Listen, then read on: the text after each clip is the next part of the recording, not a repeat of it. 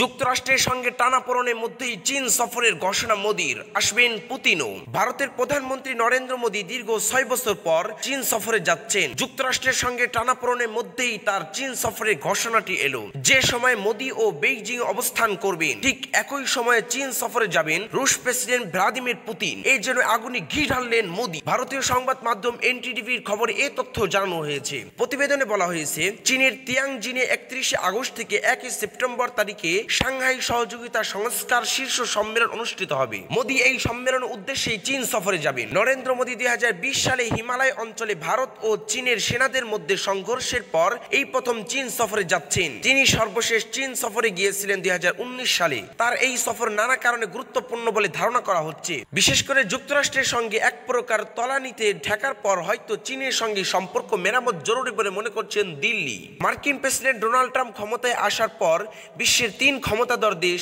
চীন, রাশিয়া ও ভারতের সঙ্গে সম্পর্ক আরও শীতল হয়েছে। এই প্রেক্ষাপটে চীনে এই ৩ দেশের শীর্ষ নেতাদের বৈঠক হয়তো নতুন কোনো দিশা দেখাতে পারে।